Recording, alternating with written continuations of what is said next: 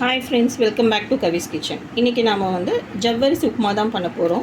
இதுதான் அந்த ஜவ்வரிசி. மாவு ஜவ்வரிசி எடுக்கக்கூடாது. இந்த மாதிரி நைலான் சின்ன ஜவ்வரிசின்னு கேட்டால் கிடைக்கும். இதை வச்சு தான் நம்ம இப்போ பண்ண போகிறோம். இதை வச்சு இந்த உப்புமா இந்த மாதிரி சாஃப்டாக எப்படி பண்ணுறது, ஒரு டேஸ்டியான ஒரு ப்ரோட்டீன் ரிச் மார்னிங் பிரேக்ஃபாஸ்ட்டுக்கு எப்படி பண்ணுறதுங்கிறது வாங்க நம்ம போய் வீடியோக்குள்ளே பார்த்துடலாம். ஜவ்வரிசி உப்புமாவுக்கு வந்து நான் சின்ன ஜவ்வரிசி இருக்கேன், மாவு ஜவ்வரிசி எடுக்கக்கூடாது. இந்த மாதிரி சின்ன ஜவ்வரிசியை நான் முதல் நாள் நைட்டே நல்லா 2-3 தடவை வாஷ் பண்ணிவிட்டு நீங்கள் என்ன பண்ணணுன்னா, இந்த ஜவ்வரிசி மூழ்கிற அளவுக்கு இப்போ கொஞ்சம் மேலே எழும்பி வந்திருக்கு, நல்லா வாஷ் பண்ணிவிட்டு அந்த ஜவ்வரிசி போட்டுட்டு அந்த மூழ்கிற அளவுக்கு மட்டும் தண்ணி ஊற்றி வச்சிங்கன்னா அடுத்த நாள் கரெக்டாக இருக்கும். இது ஒரு ஓவர் நைட் சோக்காக இருக்கணும்.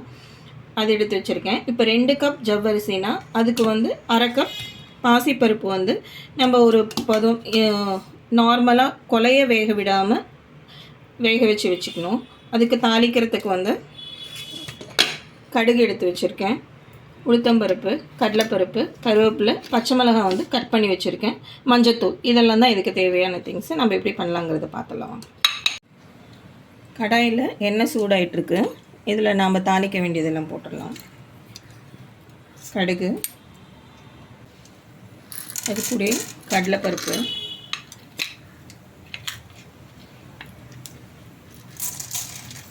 உளுத்தம்பருப்பு, இது கூட கருவேப்பிலையை, பச்சை மிளகாய், காரத்துக்கு தகுந்த மாதிரி பச்சை மிளகாவை ஆட் பண்ணிக்கோங்க.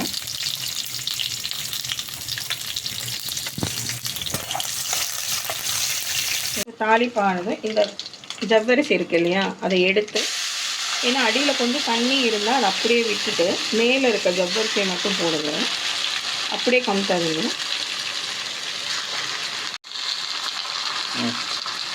அந்த தண்ணியோடு போட்டிங்கன்னா உப்புமா வந்து ரொம்ப சொதசொதான்னு இருக்கும். அதனால் தண்ணியை வடித்து விட்டுட்டு போட்டுக்கோங்க.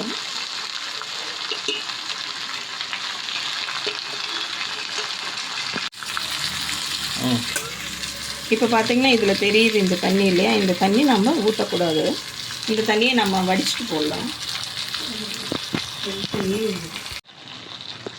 அந்த தண்ணியை ஃபுல்லாக நான் இப்போது கீழே வடித்தாச்சு. தண்ணி இல்லாமல் சேர்த்துக்கோங்க, ஏன்னா அதுதான் கரெக்டாக இருக்கும். தண்ணி ரொம்ப இருந்ததுன்னா உங்களுக்கு அந்த உப்புமா வந்து ரொம்ப ஒட்டிக்கும். அது எப்படி சொல்கிறது, கட்டி கட்டியாக வர மாதிரி ஆயிடும், உதிரி உதிரியாக இருக்காது. அதனால தான் நான் சொல்கிறேன். தண்ணி பத்தலைன்னா கூட நம்ம மேலே தெளித்து பண்ணிக்கலாம். பட் தண்ணி அதிகமாகிட்டால் நம்ம ஒன்றுமே பண்ண முடியாது. இது கூட நாம் இப்போ மஞ்சள் பொடி சேர்த்துக்கலாம்.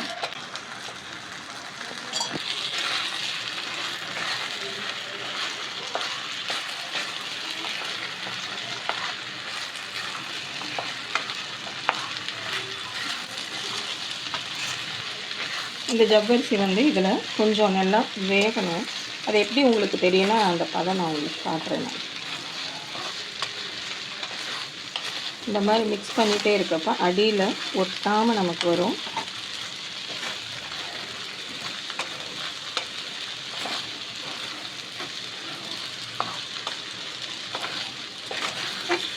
இப்போ பார்த்தீங்கன்னா பாருங்கள், ஒரு மாதிரி ஷைனிங்காக இருக்கு இல்லையா, இதுதான் நமக்கு வந்து இந்த ஜவ்வரிசி நமக்கு வெந்துருச்சு அப்படிங்கிறது நோட் பண்ணிக்கணும்.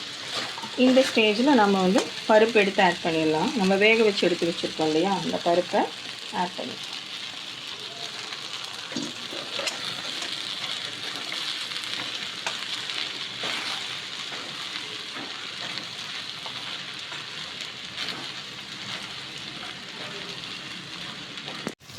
தேவையான உப்பை ஆட் பண்ண. ஏற்கனவே ஜவ்வரிசியில் ஒரு பாதி உப்பு சேர்த்து தான் ஊற வச்சுருந்தேன். இதுக்கு கொஞ்சமாக ஆட் பண்ணிக்கிறேன். ஜவ்வரிசியில் கொஞ்சம் நம்ம உப்பு போட்டனால இதில் கம்மியாக போட்டால் போதும்.